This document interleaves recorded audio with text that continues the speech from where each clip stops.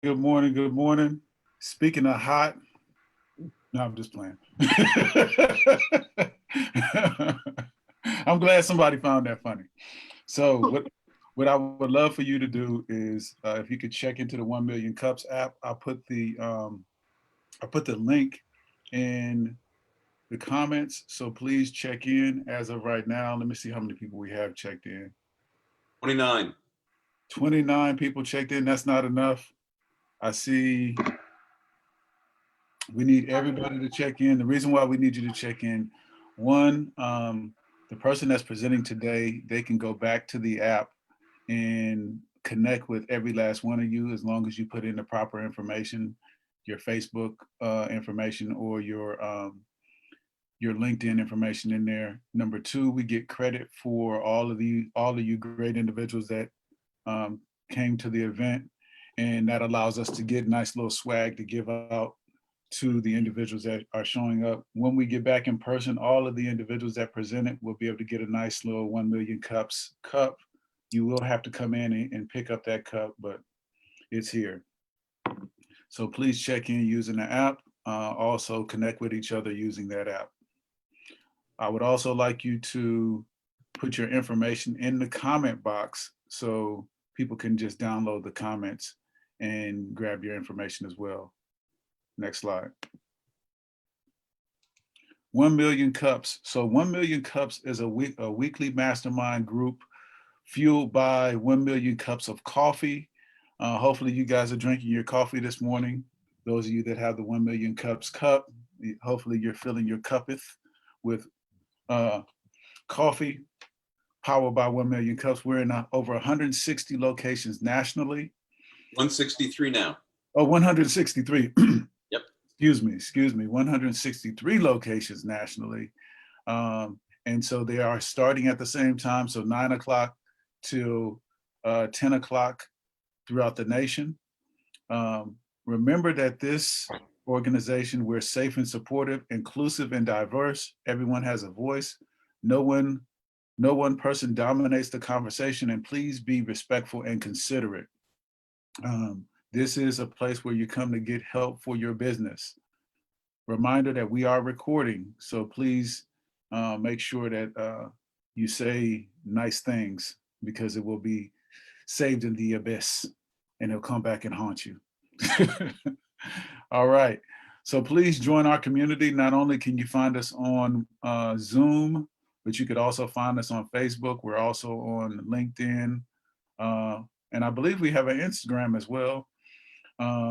Follow us on our on 1millioncups.com/Fairfax so you can get our information. And you could also find us on Facebook Live. So please, please, please like, share. In fact, if go on our Facebook page right now and share the link on your social media pages so people can see the wonderful things that we're doing and also support Phyllis today. Next slide.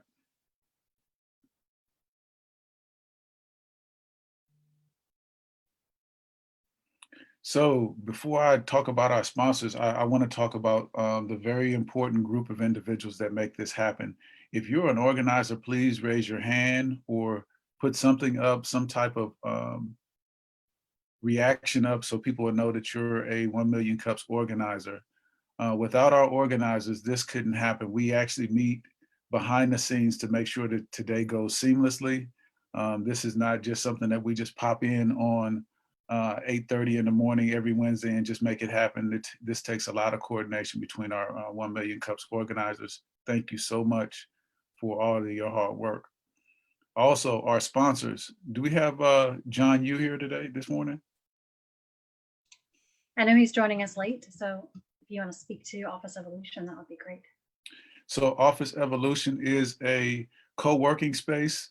It is a beautiful location. In fact, when we get past this social distancing, we'll be going back into our location at the Office Evolution location over there. Is beautiful. If you need a in-office space or you need virtual space, Office Evolution is the avenue that we hope you choose. Um, our other sponsor is Paychecks. Justin, are you here? Yep, I'm here. All right. The Thank floor is you. yours.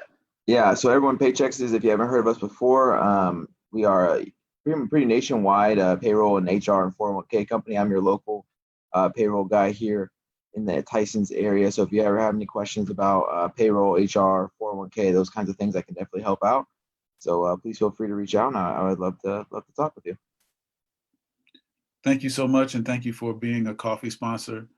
Your coffee is powered by Office Evolution and Paychecks. Next slide. So this is a virtual meeting today. If you're not muted already, please mute your microphones. To ask a question during the presentation, what we would like you to do is go into the go and raise your hand using the raise your hand function in Zoom. And what we'll do is it'll put it in order, and we'll give you that info. We'll actually call on you, unmute your mic, and then please mention your comment. Once you're finished speaking, please make sure you mute your microphone again. That way the presenter can answer your question. Please again, make sure that your comments are supporting the entrepreneur, and please don't sharpshoot our entrepreneur. Thank you so much. Next slide. Without further ado, I want to introduce Phyllis. Phyllis has been a member, I think, for almost a year now with 1 Million Cups. We've been seeing her over and over again, and now she's here to present Days for Girls Northern Virginia. Without further ado, Phyllis, the floor is yours. Thank you for being our presenter for today. Thank you, Donnell, and thanks to the organizers and everyone else who jumped on this call this morning. I really appreciate you being here and helping me out. My name is Phyllis Simon. Some of you may know me as an intellectual property attorney, which I am, but I recently joined the leadership team for Days for Girls Northern Virginia. It's a chapter of the Days for Girls International program. Next slide, please. Our challenge question is, how can we create or identify local demand for menstrual health education and reusable menstrual hygiene products? Next slide, please. Okay, what is Days for Girls Northern Virginia? We are a volunteer-run nonprofit with a mission to empower girls. Our volunteers provide education on menstrual and sexual health. We sew and assemble menstrual hygiene kits. We distribute the kits to people in need, and we raise funds to cover the costs of the kits. Next slide, please. Okay, so Days for Girls Northern Virginia, here's our timeline. Days for Girls International, the parent organization, was founded in 2008. And in 2016, Days for Girls Northern Virginia, the chapter I'm representing today, was started by Susan Pierce in her home. It was just herself. She heard about Days for Girls and wanted to get in on it. She wanted to volunteer her time and her energy to producing these kits and just helping distribute them around the world. So pre-COVID 2020, our chapter has grown to over 100 volunteers. In the past 5 years, we've made 7,500 kits, and right now we're producing about 200 kits a month. We have about a $13,000 annual budget. But of course, now there's a pause on international travel because so many of these kits were going overseas to communities that didn't have access to other menstrual hygiene products. So now that there's a pause on international travel, we're looking to distribute these more locally. And I know that there is a need here. We just want to be connected with the right organizations and communities that are in need of menstrual hygiene products. And on the flip side, we also need sponsors. Okay, how do we operate? Well, we do fundraising. We have, I'll have a slide later with the breakdown, but we do have larger sponsors and then smaller donations, individual donations.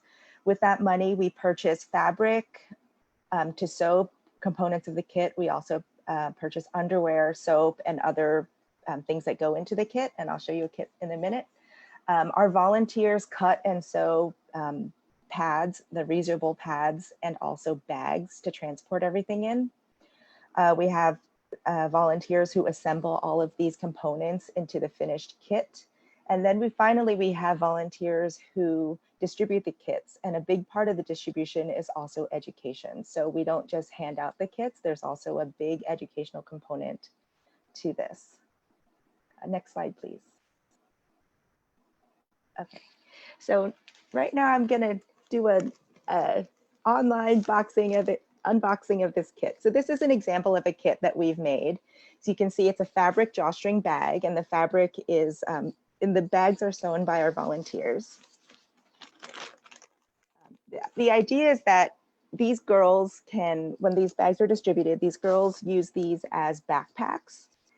They put these around their arms, and then that way, because they're carrying these things around every day with their school supplies or personal effects, it's not completely obvious when they're menstruating.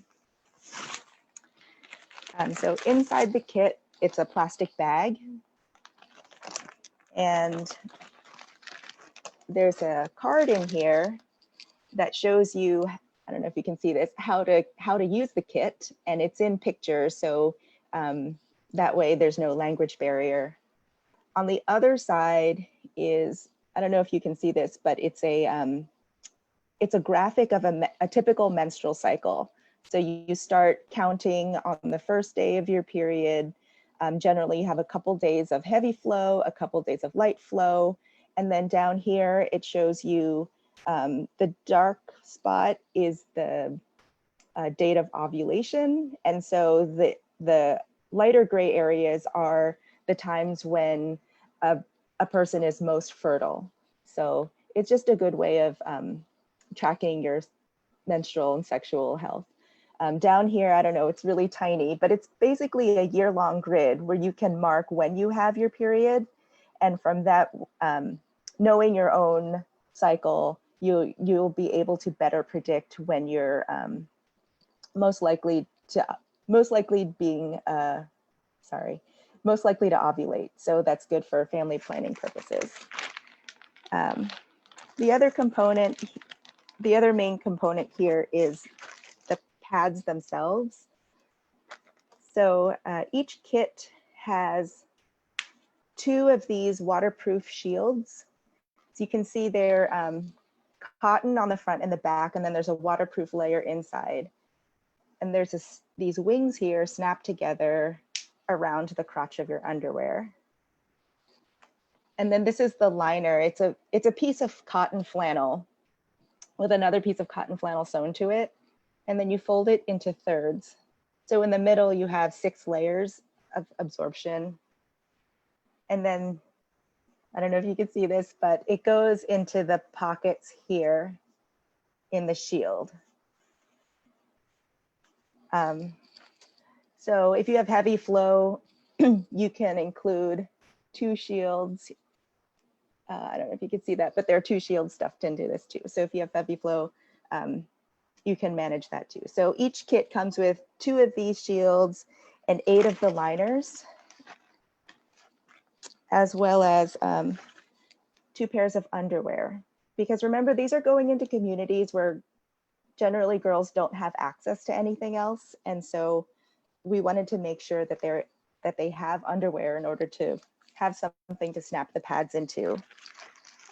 Finally, we wanted to make sure that these kits are completely self-reliant. So we include a little bar of soap and then also a washcloth so the girls can launder their own pads. So everything comes in this gallon plastic bag, and then we also include another gallon Ziploc bag. So, you know, one can hold all the supplies, and then one can hold the soiled liners and shields. Okay, so who are our customers? Our target market is young menstruators who need a reliable source of information and menstrual hygiene products. Our secondary market, anyone who's interested can always donate money or in-kind donations. Like if you know of a hospitality group that who can get hotel soap at a vast discount, we would love to have donations in kind as well. And also our tertiary market is anybody who wants to purchase a kit. So I don't know if any of you have ever looked into reusable menstrual products, but they tend to be really, really expensive. I think it's because right now, the market for reusable menstrual products is kind of like a high-end market. And so because a lot of people know that, they price accordingly. We're all volunteer run, and all of our budget goes into materials. We're able to make these materials, make the entire kit, including buying all the components, like the underwear and the soap and the washcloths. We're able to make them for about $10 a kit. And if someone was willing to purchase a kit for their own needs, we would charge $20. So then $10 would cover the cost of their kit, and then the other $10 would cover the cost of donating the kit to somebody in need. Next slide, please. Okay, other choices. Of course, there's school family life education classes. Some drawbacks to that are some families just opt out of FLE for various reasons. FLE does not always cover menstrual hygiene or sexual abuse, which is a big thing that the Days for Girls education does cover. Other choices are disposable products that are purchased or donated. Many of you who've ever purchased these things know they can be expensive. Furthermore, for families on very limited budgets, you can't use food assistance to purchase personal care products such as tampons or pads. There's a constant need to purchase. So on average, menstruators have a period once a month. So you're looking at every month there's a recurring expense. Finally, they're not always available. So like we've experienced with the toilet paper shortage, sometimes there can be a run on tampons or pads in your local store. Sometimes, especially very vulnerable populations may not have access to money. And so they end up having to maybe do some things that they may not want to do in order to get access to products. There are reusable products on the market, either purchased or donated. And oftentimes these are expensive because they're aimed towards a higher end market. They're also typically not targeted to young people. And that's one of the things that we want to do is target young people. Okay, so our current fundraising breakdown, our 2019 donations totaled about $12,000. As you can see here, about 42% came from corporations, or organizations. A big sponsor is the Vienna Presbyterian Church. They give us monetary donations, but they also donate when we do have in-person events, they donate the meeting space and also storage space in their building. ExxonMobil has a great employer matching and Rotary Club, Bible study groups, things like that. And then about a third comes from large individual donations. So these are individual donors who donate over $200. And then about another quarter is from small individual donations. So I would say that most people I've ever talked to about this want to be involved in some way, either volunteering their time or donating money. So people are really excited about this. I think our issue is just getting the word out. So how we are marketing. Currently, it's only word of mouth. So church groups and civic groups know about us. We do have a network of about 100 volunteers. There are several high school groups who are also involved with doing various tasks. So some future ideas are local sponsorships. So partnering with local businesses to either create a product, for example, some local coffee roasters sometimes pair with nonprofit organizations to make a custom coffee roast, and then a portion would go. So we're looking into that. Increased social media presence. So far, it's been a bunch of middle-aged women doing this, but I've got my 13-year-old on board with handling our Instagram, and she cannot wait. And finally, food pantries, because they tend to have access to people who are in need. And I know a lot of food pantries do look for menstrual hygiene products because, again, you can't use food assistance, government food assistance, to purchase personal care products. So we would like to partner with some food pantries to maybe make a more formal arrangement and have the educational component as well. So our challenge questions, and it's two-pronged. One, how can we create or identify local demand for the education and the kits? And two, how can we expand our fundraising channels? Really looking forward to hearing your feedback and your suggestions. Thank you so much, Phyllis. That was an awesome presentation. You shared a lot. I love that you brought the kit and walked us through that. That was really helpful. I'm going to kick us off with the first question. I don't think I heard you speak to this, but could you let us know how many kits are you trying to distribute in a given year? Like, what's your goal this year in the US, and what can you actually distribute? Okay, so right now we're on target to make approximately 200 kits a year.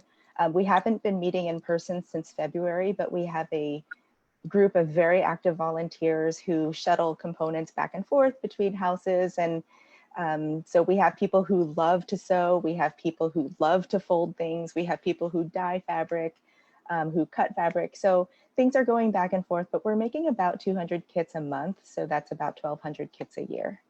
Okay, perfect. For folks in the chat, please drop in your questions in chat, or you can raise your hand and I will reach out and call on you. Tamar, can you kick us off? Phyllis, great presentation. I am so excited to hear about this organization. And I'm really excited about the calendar part.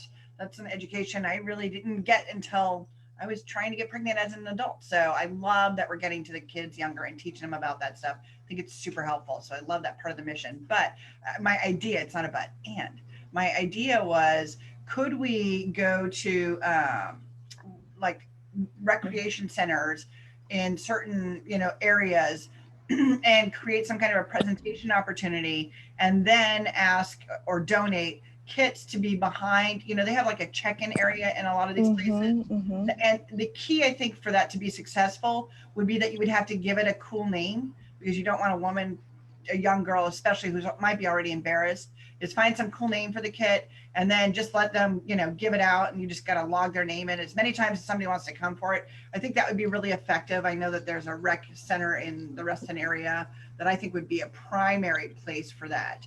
But I do want to mention, don't forget what people would normally call, economically sound areas. I have a really great friend whose niece, mother would not talk about it, did not like, she had no education. She was shielded, just like you said. So the opportunity to go into like Girl Scouts troops or any of those organizations where the girls are should not be limited by economic opportunity. There are a lot of kids out there that are not getting this education or the kits they need. So I just want to make sure that that's not the only, underlying. They're just not getting the opportunity to learn about it. So I love the idea of going into teen centers and rec centers. That's a really good idea. Thank you. Melinda, I'm going to kick it off to you, and then I've got a couple of people lined up with questions from chat. So go ahead, Melinda. Wrong button. Outstanding presentation. I also spent time in this category and introduced cotton tampons in Canada and the US, but I wrote down a bunch of things. I was looking at the markets that you're looking at, and I wrote down OBGYNs, medical, kids doctors, Planned Parenthood, I think Planned Parenthood is actually another good place to be. Tie in with other nonprofits. And again, I was thinking of nonprofits that go into a lot of the countries, let's say in Africa or the Caribbean or wherever, that we are going in and helping out with a lot of things. Another product area that you might consider, which the product, and don't laugh at me for the suggestion, liners for seniors. You might be able to take this into another market. And my big idea is tie-ins with strategic tie-ins with big partners like Johnson & Johnson or Procter & Gamble. Want to know where you're manufacturing the product, and if you needed to ramp up your manufacturing. And that's why I'm thinking they might be great as a tie-in. Years ago, the problem was with J&J and their tampons, and there were lawsuits, and that's why the cotton tampons came out. But I'm also thinking they manufacture some, they don't have a product like this, and maybe you use them for manufacturing and or license the kit to them and they get it into retail, because I think this can be used for everybody in a lot of ways, especially when nurses in elementary schools give a talk on having your cycle and the things you need to do, and maybe even nurses in elementary schools also being another target. But That's awesome. So I'm gonna pause just for a second, Melinda. I want to make sure we get other questions in, because that was a whole list of ideas, which I appreciate, which is fantastic. Jeff, I know you had a comment. If you want to share your thoughts and your question. Sure. Thanks, Jen. Phyllis, outstanding presentation. You came across really well, but most importantly, it's a great cause. I would also comment on the healthcare workers. I would go to the big health centers, Inova, Fairfax, or just Inova in general. They have a huge facility right here, the old ExxonMobil headquarters. They have plenty of space if you need it for storage or manufacture of the kits. But most importantly, they can help you either with funding and or with media blitz, because it's in their best interest too. I would totally recommend that. And the other big health system around here is the University of Virginia health system. If you could reach out to those two, they may be able to solve your issues.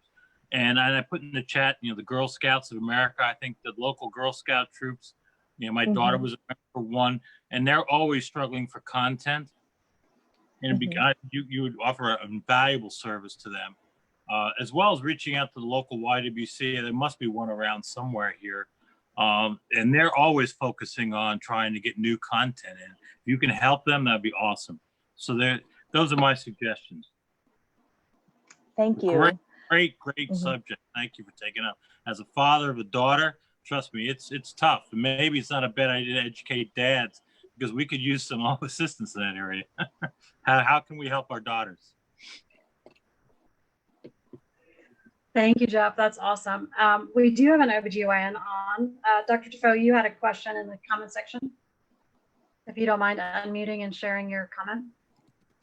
Oh, no, I would love to help. I mean, right now, I'm a gynecologist. My focus is more on women's intimate health. We focus a lot on genitourinary symptoms of menopause, but certainly that is a project that we would love to join in. And I sent in my contact information for Miss Simon so we could work together.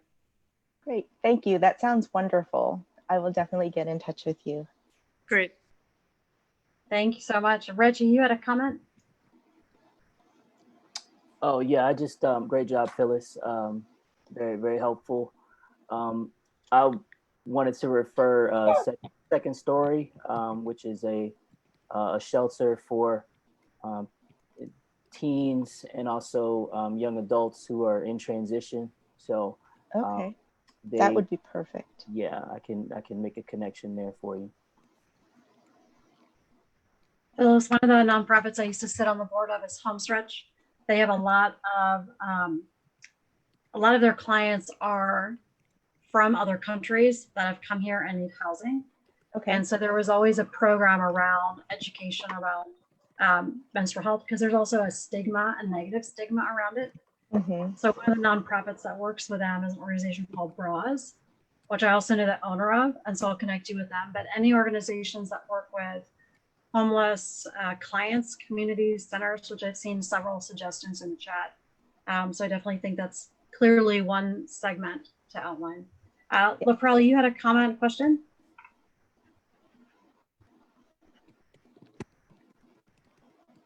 I might have stepped away. Russ, I think you had a comment, question as well.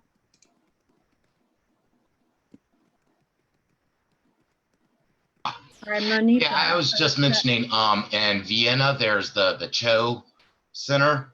They're right off of Church Street, Park Street, I'm sorry. And so they're local as well, and they help out the the homeless and the underprivileged in the area. And there's also in Fairfax City, the Lamb Center that do the same thing. And I provided both of those links in the chat as well. Okay, thank you so much. Dan Linder, you had a question. Yeah, great presentation, Phyllis. Thank you for the information. You had mentioned churches, and I think I'm thinking about our church, and many churches have missionaries that spend time in all over the world, and they would so churches can be a great source, as you know, of funding and maybe some bandwidth, because I'm sure production is it takes people power and money. So I have some contacts I'd be glad to share with you. And I think if you establish relationships with a few larger churches in the area, it will serve you well. Thank you. I really appreciate being put in touch with your contacts. And Manifa, you have your hand raised if you wouldn't mind. Yes. Hello, everyone. Phyllis, you are incredible, and thank you for bringing this to our attention. I just wanted to say I will send you a list of mentor programs for young women, because mentorship is not just about what do you want to do when you get older. It's also about financial literacy and how to take care of yourself, women's health. So I definitely will send you a list of young women mentorship programs so you can also get in contact with them. The instructions about the cycle, is it just in English? Is it in different languages? I believe so. This is in pictures mostly. Okay. And I believe when the kits are distributed, the people who are actually doing the education, they complete a online course on how to educate, and there's like a flip book that they use during the presentation to the groups of kids. I'm not sure about the language. I'm assuming it comes in different languages, or that whoever distributes is at least with a translator who can translate into the local language. Got it.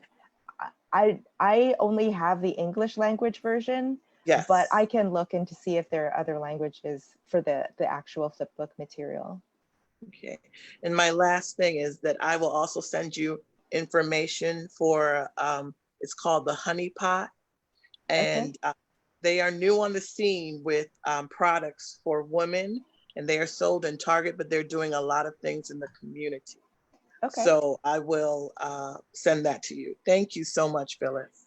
Thank you for that, Monifa.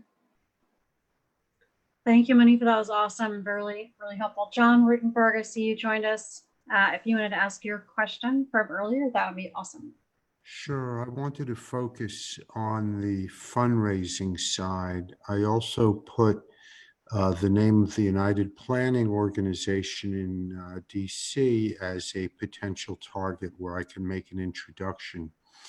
My comment in question is, if you had twice the amount of money, what would you do with it?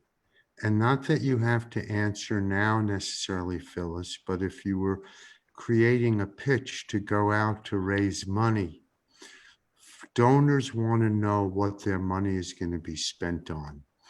And I'm sure you have answers to that. And I think the questions are, right. But mostly I want to celebrate your leadership and say thank you to you for stepping up. We need more people like you, Phyllis. Thank you.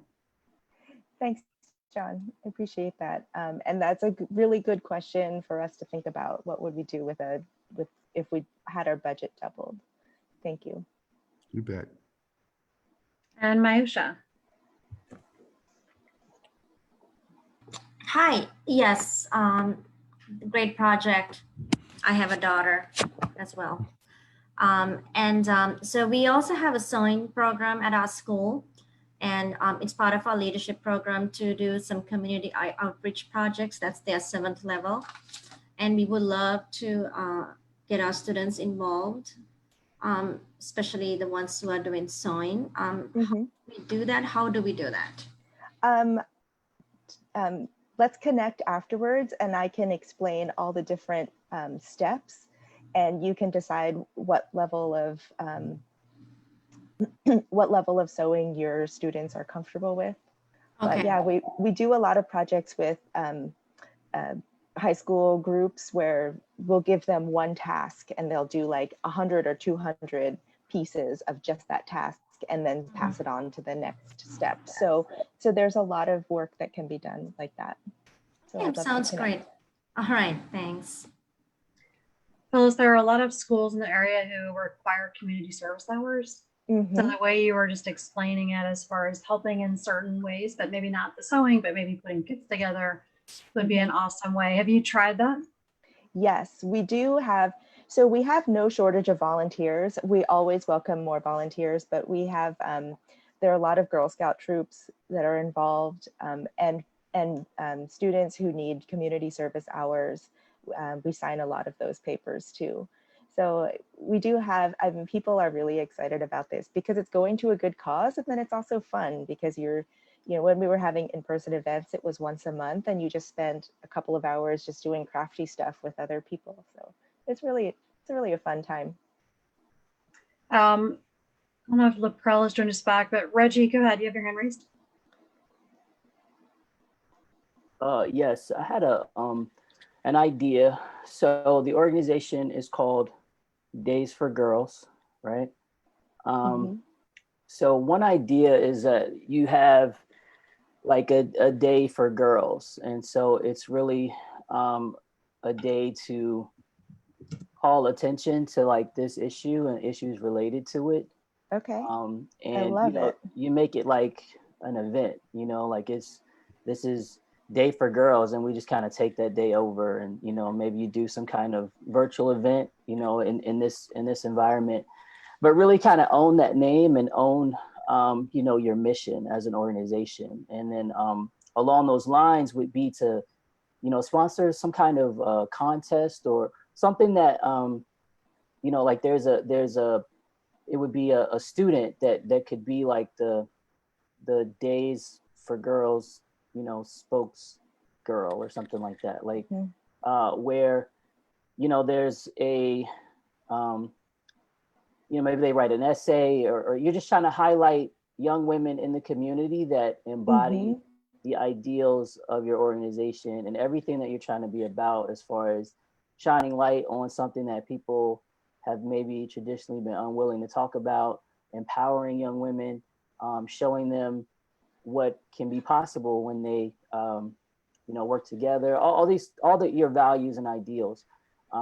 Just a day to really celebrate that, and not a competition, but an opportunity for young women to sort of, compete in a sense, to be recognized as, the official sort of junior spokesperson for the organization. So, so yeah, maybe that's an idea that you can consider. I love that idea, Reggie. Thank you so much. That is such a great idea. There is a national calendar website. You can submit your day and have it added to a calendar. Okay. Alan, you had a question. Just make sure you unmute yourself, Alan. Yeah, I got it. First of all, I want to say that was a fantastic presentation. Very good. And my one thought is, and it's been a long time since I was in high school, obviously, but we used to have nurses in high schools. I don't know if it's still around or not, but I would think that talking to those people, if they still have them, might be a great way to get the message out. That's a great idea. And I think Laprelle, we had you on earlier, the question earlier in chat. It was awesome. Could you repeat that for Phyllis?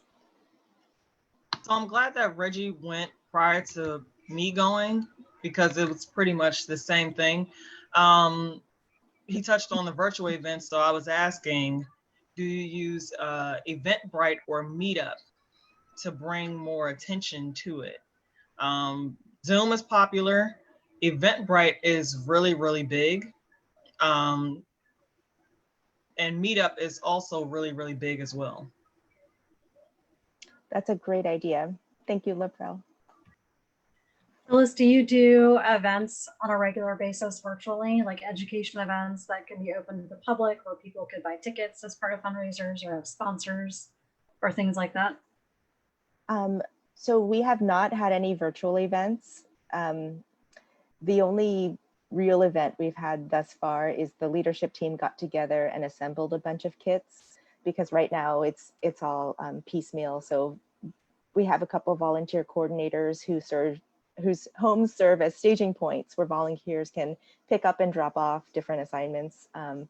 But we're still don't know how to translate into virtual events, but that's a really good idea, is have virtual events that cover the actual the educational component.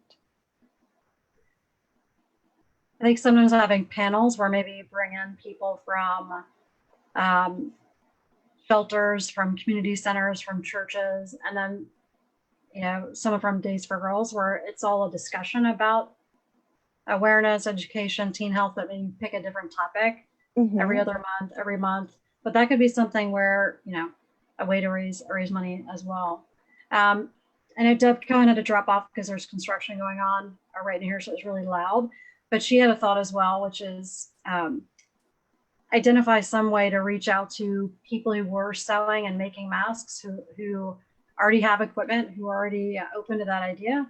I don't know what the answer is, but her thought was try to find a way to tap into that. Yep, that's a really good idea. A lot of our volunteers early on switched over to making masks, and I think that's a really good idea to also go the other way. So find people who were making masks and sort of get them on board with us too. I like that. And are all of the, Melinda, I had a question if you want to go ahead and ask. Wanted to ask you about the manufacturing. Are you manufacturing it in the US? And then the other part of that is, you're a trademark attorney, so I'm sure you're trademarked, but is your product 100% cotton? What is it made of? Because of, you know, the issues of what you put in your body. Right, that's a great question. So everything's made in the US because it's literally made in Northern Virginia. So what we do is a lot of our fabric, our flannel is mostly purchased from Joann's Fabric or wherever. Up until recently, all of our fabric, like to make the bags, this is quilting cotton. And we had contact with a few different quilting circles, quilting groups, and they would donate fabric. There was one woman who had a gigantic stash of fabric. She passed away and her heirs gave all of her fabric to us. So I think that was maybe a year or two ago, and I think we've gone through her, the stash that was donated from her. So to answer your question, when we ask for fabric donations, we do ask that it's 100% cotton, but we don't, if someone gives us quilting fabric, we don't actually always know what the fiber content is. By feel, we mostly know that it's at least partly cotton. And the flannel is 100% cotton, because usually we purchase the flannel. What about the pads themselves? Okay. So this is the liner, this is the cotton flannel piece. And this is the shield. It's cotton flannel on, it's quilting cotton on both sides, and sandwiched in between is a waterproof layer. It's the polyurethane, it's called PUL. So it's the polyurethane laminate. So it's fabric that's laminated with polymer to make it waterproof. Does that answer your question? Kind of. Is that tested, that where it's safe, FDA tested, or whatever you may have to claim in things? I don't know if it's FDA tested. I know that, you know, our family used just reusable diapers, and I know, so I've read a lot about cloth diapers. We did not use PUL in our stuff, but PUL is pretty widely used in things like diaper covers. Other cloth menstrual pads also use PUL. Transport bags, like basically any kind of waterproof bag uses PUL. Thank you. Mm-hmm. Lisa, do you if you could unmute and ask your question, that would be great. So I just wanted to mention about, I'll put my camera on, my background isn't wonderful.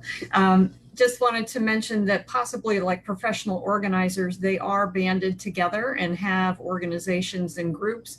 They might be good people to touch base with because as they're cleaning people's homes, going through, they may be a great source of donation for you because they come Okay. across a lot of those things, and maybe even auctioneers, because as they do estate auctions and such, those things obviously come to light. That is a great idea. I love it. And the other thing, I love Reggie's idea about a day for girls. I think it's awesome. And then my mind kind of went to, well, it's a menstrual product. Why not do it once a month? So maybe you could have a dedicated day on the 10th of the month, hold an event or something like that, and just kind of bring more light to your organization. I love that idea because one thing we're trying to do is, I think people have this image of us as only providing the kits, but I would really like to transform our chapter into being a source of information. So that's why we're really trying to ramp up our Instagram, because we want to be a source of information for the kids who are on Instagram and may not have access to other or may not know about menstrual health. So I really like that idea of a monthly day for girl where we just highlight somebody. I like that idea. And Phyllis, don't do you have your own? Sorry, go ahead. I was just going to say, don't sell short your older population, because there's a lot of women who don't know about these environmentally friendly products, would like to have some, maybe they're out of reach price wise.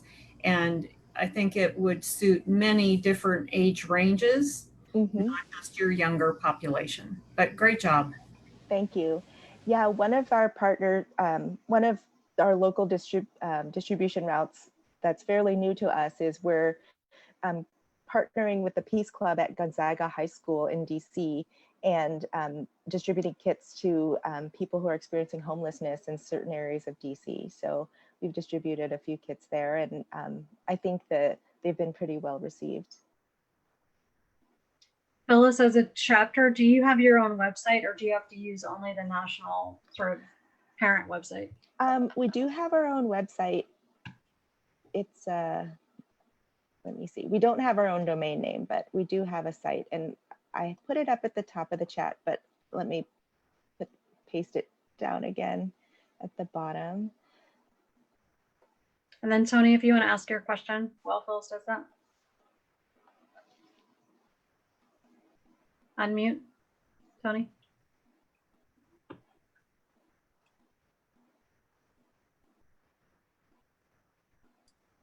Sorry about that. No, I had difficulty with my finding the mute button and having it work without my mouse disappearing suddenly. Phyllis, one of the great presentation.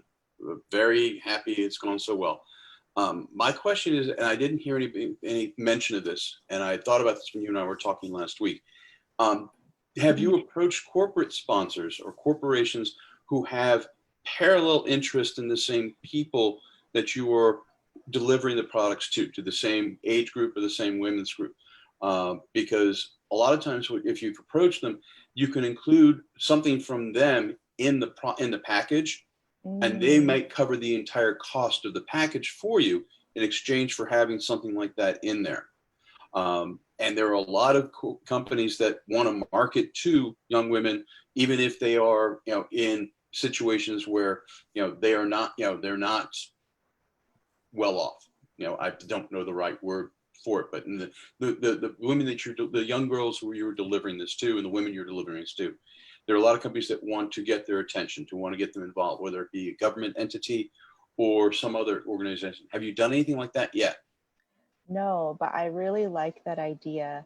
I think one of the things we're running into is, I love these big picture ideas, but we are a chapter of a parent organization. So I'm just not sure like how close we can bump up to like a corporate partnership, but definitely, I think that locally, I am exploring with local businesses to do something similar. But I like the way you're thinking of, and I think Melinda also raised this, is partnering with big corporations.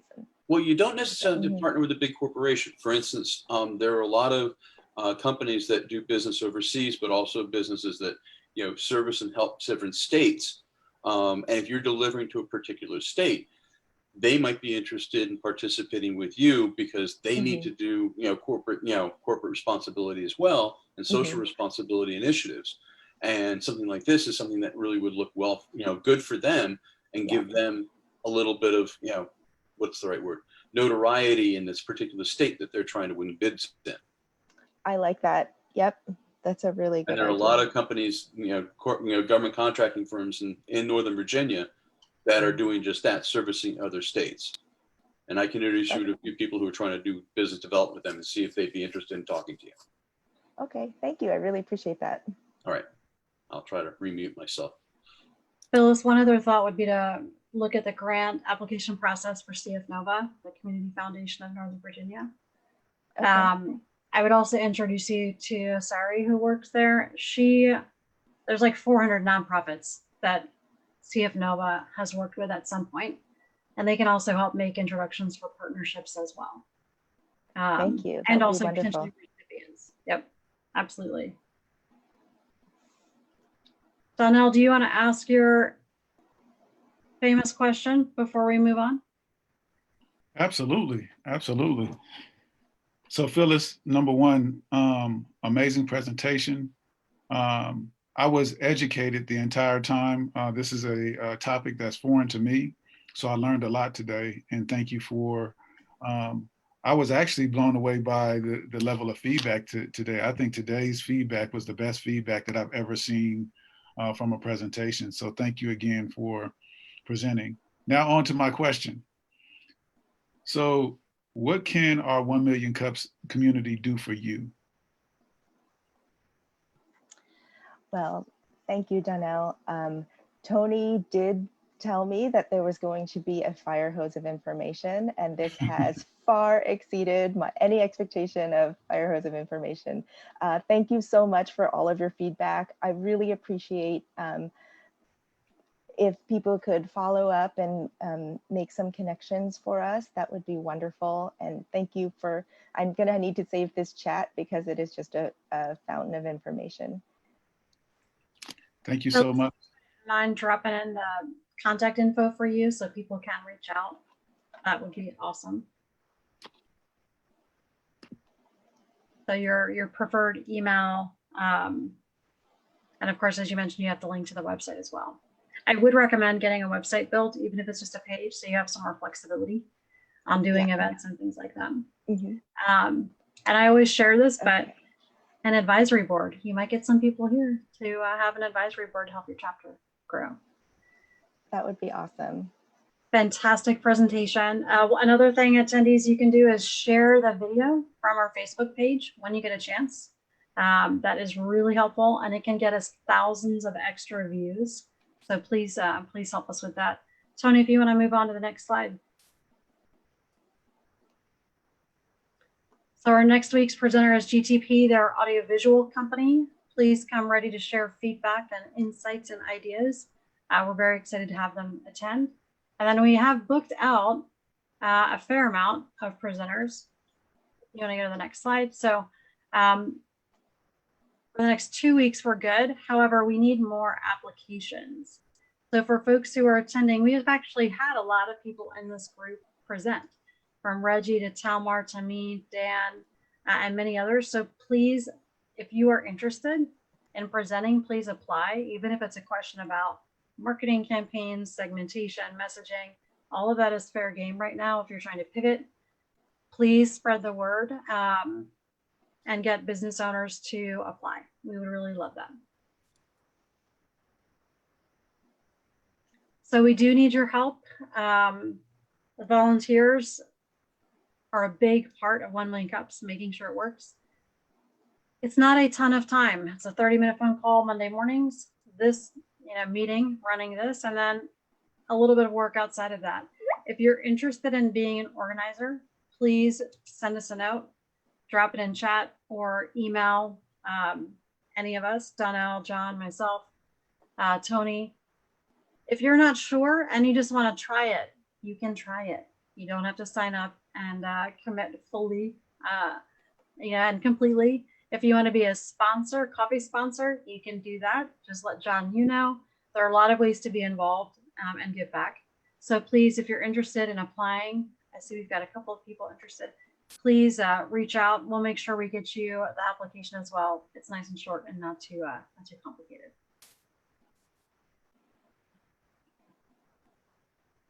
We do have a lot of upcoming events coming up in the community.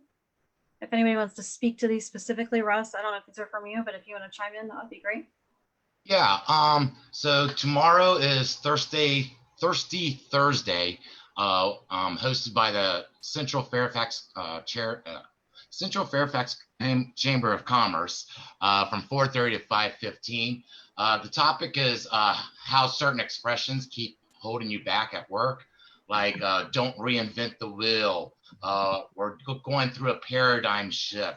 That's a no-brainer. Things like that that you don't think about may be hindering yourself. So it's a great topic. Bring a bottle of wine and a six-pack and join in the conversation tomorrow. And then next Wednesday, August 5th from 12 to 1:30, I'm going to be one of the panelists for Get Your Book Written. It's a panel discussion about how to get your book written, presented, published, and all that. There's going to have Jean Humbrecht. She's a lawyer that recently wrote More Than a Fine, True Cost of Speeding in Virginia. John Nero, Show Up, 6 Strategies to Lead a More Energetic and Impactful Career. Myself, I'm the owner of Vision Idea Design, and I helped design John's book, as well as Jean Humbrecht's interiors.